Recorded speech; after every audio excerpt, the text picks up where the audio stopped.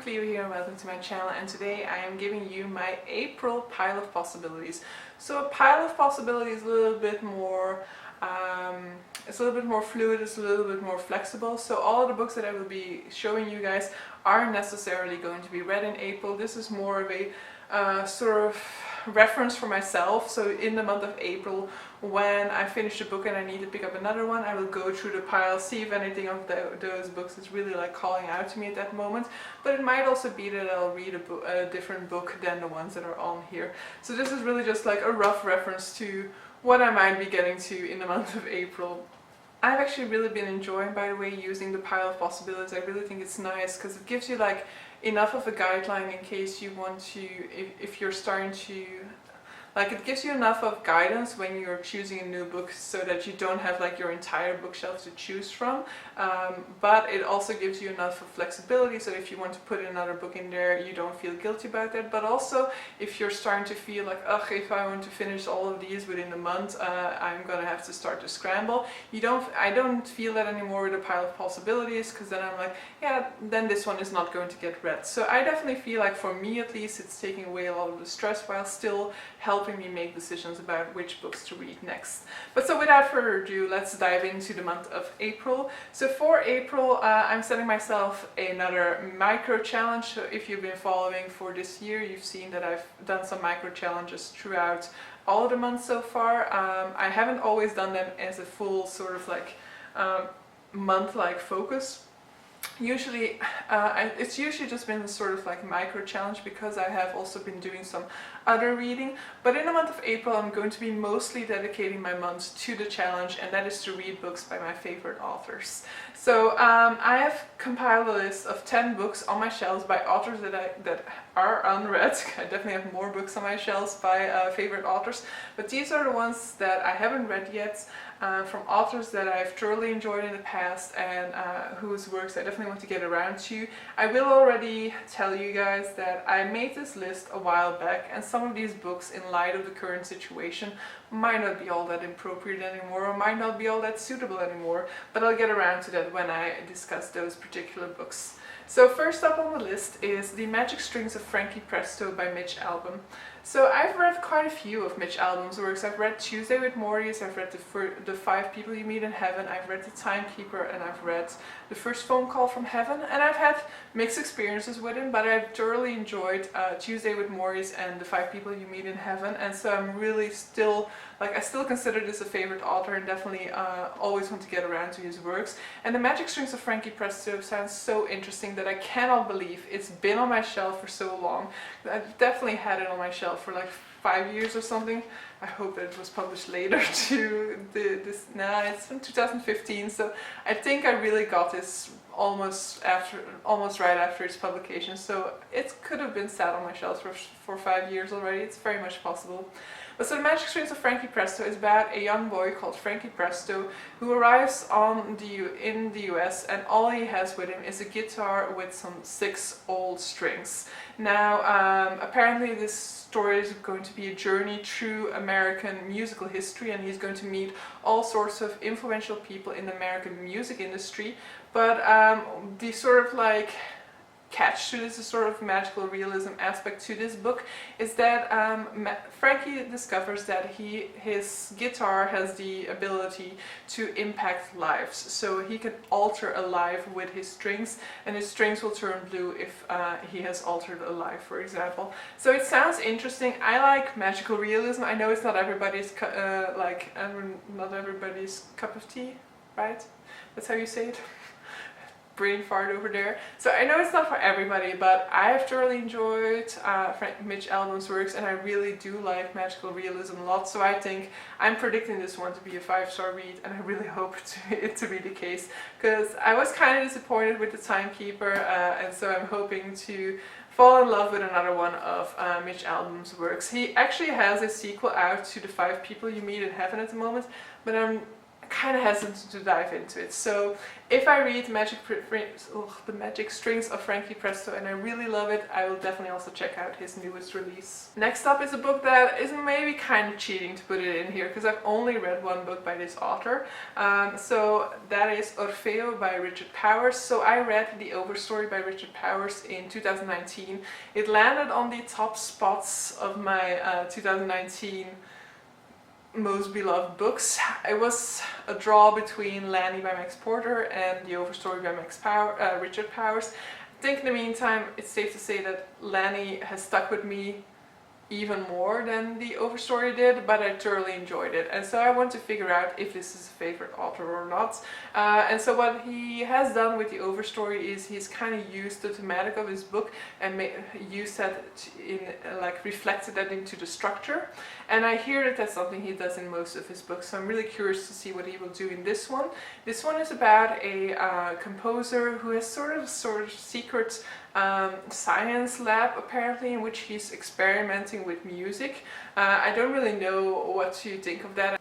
I don't know what to kind of expect of experiment science and music, but in any case it sounds intriguing. But then one day the police shows up on his doorstep, and apparently he's become known to Homeland Security, and they are sort of getting kind of suspicious about his work. And then as a result, this composer apparently goes out and searches the people who had the most impact on his musical career, and they come up with a plan to kind of fight back. I'm really not entirely sure about how this story works out together, but I find it has elements that definitely interest me. So I'm kind of vague on the synopsis of this book, but I do think it has some interesting elements to it, like this whole idea of using science to explore music. I definitely want to see what he's doing with that.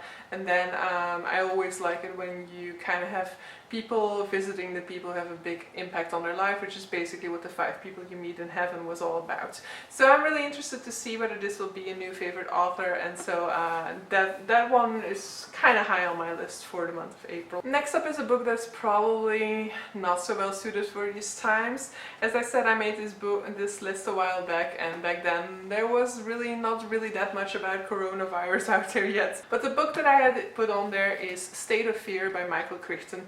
Now, I have read a Michael Crichton during this whole lockdown period. So I've read The Andromeda Strain by Michael Crichton, which is a pandemic book. And at that time I was really craving pandemic literature. I really wanted a story to kind of help me come to terms with the situation that I was living. So I wanted a kind of story to reflect that sort of situation, a similar situation.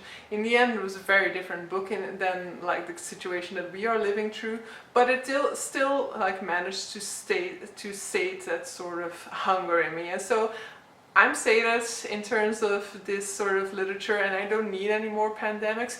I also don't think that I would have too much of a problem with reading it at the moment, but I'm also not really intrigued about reading a pandemic at the moment. So who knows, maybe at some point in April I will feel the need to read one of these types of books again, and then I will definitely dive into this one. So I like Michael Crichton's works a lot. He writes mostly sci-fi thrillers. So his most famous book is Jurassic Park. Absolutely recommend it. If you haven't read Jurassic Park, read it. If you've seen the movie and you've loved it, the book is still worth it after seeing the movie. I loved the movie as a child, and when I read the book afterwards, I was still very much intrigued. I still very much admired it, and I would still very much recommend it to everybody. So his sci-fi thrillers are somewhat like hit and miss, but they're never a full miss. It's just they don't live up to my expectations of what Michael Crichton can do in his works. But I've definitely read multiple books by him that have stuck with me in terms of what they've been discussing, and so I definitely want to continue reading more of his work. State of Fear, I'm not entirely sure what it is about, but it seems to be about a whole lot of things going wrong all over the world, and then probably the scientists trying to figure out what is going on. As I said, not entirely sure whether I'll be in the mood for this in the month of April or not. Next up is some nice escapism to deal with this situation, and that is Warbreaker by Brandon Sanderson. So I love Brandon Sanderson, but I still have to catch up on quite a lot of his works. So I have read Stormlight Archive, all of the books that are out at the moment. I have read The Final Empire, but I have not read Second Era Mistborn, for example. I've read some of his separate novellas, and I've read Elantris, but so next up on my list of books that I want to read by him is Warbreaker, because apparently this has a lot of crossovers as well. It has a lot of Cosmere effects, so it has some interesting elements that you can recognize in other of his works, and so I'm very much looking forward to it. It is a standalone, but I think it's getting expanded, but I'm not entirely sure of that, so I would have to look that up again. But so yeah, I'm really looking forward to it. It has apparently some sort of special magic. I think this is one with the breath, right? Or is it with the colors? Yeah, no, it's the breath. So apparently I think it was... This is me thinking, so I'm not entirely sure that I'm correct. I think everybody has a certain amount of breath, and then if you use it, so you have to be like careful about when you use it, because then you lose it, but you can also give it to others, I think, or something like that. I'll have more info on you when I've actually read it. This is also part of my fantasy catch-up challenge for 2020. So, priority. Next up is another one of these books that got on this list and that now just doesn't seem like it is the right time to be reading it. And that is Love in the Time of Cholera by Gabriel García Márquez. This is the Spanish edition, so El Amor en los Tiempos de Cólera. I'm not entirely sure whether I'll be reading this. In any case, I will say that this is one of the books that I put on this list because it's a favorite author. But I was already not really thinking that I was going to be in the mood for this book in the month of April. I think this is going to be sticking around on my shelves for a little bit longer, I'm afraid to say. Now with the current situation, I definitely think I won't be reading it, just because I think if my mind is going to be craving some sort of book about this situation, it's mostly going to be some escapist literature about this. But Love in the Time of Cholera is a literary fiction work. I think it's going to be pretty hard-hitting because it is about a love story during a cholera epidemic, so it doesn't really sound like it's going to be any sort of escapism or light reading during these times. So I'm mentioning it just because of Gabriel García Márquez, and this is the only Márquez I have left on my shelves at the moment, so I had to put it on this list of favorite authors and books that I still need to read, but I don't think chances are low that I'm getting to that one. Next up is a book by Murakami. So this is Killing Commendatore by Haruki Murakami. So I don't know if you've been following me last year, you know that I read his Colors Sakura Tazaki and His Years of Pilgrimage, which was a book which sat on my shelves forever, and I told myself I couldn't buy another Murakami until I finished that one. I finished it. It was a 5-star read. I don't know why it was stuck on my shelves for so long, and now I find myself doing the same with this one. It is a very recent purchase, so I think I bought it at the book fair, so it was November or something like that, so it's not been on my shelves for a very long time, but I'm also already telling myself, like, yeah, it's now, I'll wait a little bit longer with this one. I don't think I'll probably read it in the month of April, but I'm definitely keeping it on there as a book by a favorite author, and so as a potential book for me to read in the month of April. But it is a chunk, you know, it is almost 700 pages long, so it's quite a commitment if I do get around to it. So Killing Commendatore, there's not a whole lot of description on the back, but basically it's your typical Murakami, because it's about a male protagonist who spends his days painting, listening to music and drinking whiskeys. So this seems to be all revolving around painting. Then one day he finds a sort of painting in the attic, and that sets him on an unexpected journey. And in this journey you have a lot of strange stuff that is happening, because it mentions here like a mysterious ringing bell, a Nazi assassination attempt, a haunted underworld. So sounds like your typical weird Murakami shit, and I'm down for it, but as I said before, low priority for me for the month of April. Next up is a nice escapist read in a way, because as we probably won't be able to travel a lot in the coming months, it might be a good time for travel literature, and that is Notes from a Small Island by Bill Bryson. So I've read a couple of Bill Bryson's books. I've read one that I've had to put down because I really couldn't get into it, but the majority of his works I really love. I especially love his travel literature, though I also really loved his short history of nearly everything, which is a science introduction work. But so he really shines in his travel literature because he's very good with the anecdotes, which is of course something that is very well suited in travel literature. So Notes from a Small Island is about his travels in the UK, and so I'm really looking forward to diving into that one and getting a nice taste for his wonderful sense of humor.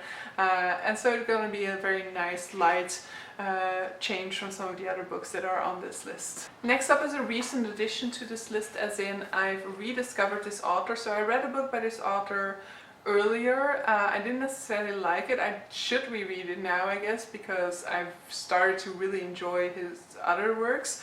And so I read some of his books in 2019 and absolutely loved them. They ended up on like the best books of 2019 list. And so I want to be diving into the rest of his works. His last fiction book that I still need to get around to is Everything is Illuminated, and that is by Jonathan Safran Foer. So I really like Jonathan Safran Foer's writing. I absolutely adore Extremely Loud and Incredibly Close and his non-fiction work Eating Animals. Everything is Illuminated is his debut novel. I at one point saw part of the adaptation, and that's not bad because the only reason why I didn't finish that movie was because football was on and like the programming was all off, so I only had half of the movie on tape. But I really enjoyed that one. So it's about a American Jew who goes back to Ukraine, I think it is. I don't really have a short description of this here, I think he goes back to the Ukraine or some Eastern European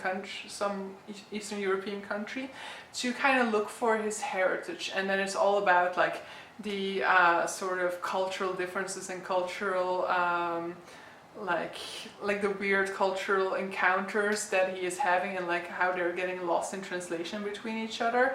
And so he is accompanied on his journey by a sort of like a local guide who barely speaks English, and so it's a very fun road movie, but that's also I suppose is also going to get a lot of a sort of deeper level at later points in the book when he is really going to discover some things about his family, I assume. I never got to the deeper stuff in the movie, but I really enjoyed this first half of the adaptation, and I really want to read it now. What I like about Safran Foer's writing is that he has this very vivid way of painting a scene. He also has some experimental literature. At least he had that in Extremely Loud and Incredibly Close. Don't know whether I'll be seeing this again in this one, but I thoroughly enjoyed that one and hope that I will recognize some of that wonderful writing style in Everything is Illuminated. Yeah. Getting down to the last two, another book that is pretty low on my list for this month is The Old Curiosity Shop by Charles Dickens. Reason why I'm saying it's low on my list of like priorities is because I kind of told myself I was taking a year off of Charles Dickens. So this is like probably the lowest on this list. The Old Curiosity Shop, I don't really know what it is about, but I really love Charles Dickens's writing. I love his humor. I love these sort of cast of characters that you kind of recognize in most of his books. I do feel like his books are too long, and I know that a lot of people have problems with his books because of that reason. I understand the reasoning behind it as well, and I also think that if you take into account the fact that his books were published in journals, they were published in newspapers, and he was constantly like changing his stories based on what he was hearing other people discuss about his storyline. I think we are having a very different experience with it than people had at the time that it was being published, and so I've decided to take a little bit of a break just because it's becoming a little bit too familiar to me. So I'm becoming too I've started to get a little bit bored with certain of these Dickens characteristics that I actually really do enjoy. I definitely did enjoy the first few books that I read by him. So I'm taking a break of Charles Dickens, but this book is still on there. It is one of my goals to read all of Dickens' work, so someday this is getting done. Alright, so the final book by one of my favorite authors is Frenchmen's Creek by Daphne du Maurier. I absolutely love these editions, so they are Virago Press editions, I think. Virago Modern Classic. So I have Rebecca and my cousin Rachel in this edition as well, and I've absolutely loved both of these. I think they are 5-star reads, and Frenchmen Creek is the next one that I want to be getting around to from Daphne. I definitely do think that this has priority for me in the month of April as well, and this appears to be a pirate romance, so I'm very intrigued because this Daphne du Maurier does not just write romance, so I'm very intrigued to see what she will be doing with this type of storyline. So it seems to be saying that our protagonist is a little bit of a woman known for being like somewhat like frolicky, you know, she doesn't take life too, you know, she doesn't seem to have too many breaks to her behavior, you know, she seems to be willing to do whatever, but she wants to escape kind of her normal life, and apparently is going off to find peace and quiet somewhere in the woods, but then she ends up falling in love with a pirate. So intrigued and definitely looking forward to that one. And then I have to add one more book to this list of books that I want to read in April, because there is a read-along happening for this book. I will link the information down below, but some booktubers are getting together to read Invisible Women by Criado Perez. This is a very interesting book. I first saw it mentioned about a year ago, I think, maybe even longer. So it's a non-fiction that has definitely had a lot of buzz in 2019, and it's getting some more buzz now because when these sort of like smaller paperback got released, I feel like a lot of more publicity is happening for it now. Maybe it's also getting published in the US now or something like that. I don't know why it's getting a resurgence, but I'm happy it's getting that one. And so it is a non-fiction which is all about, as the subtitle says, exposing data bias in a world designed for men.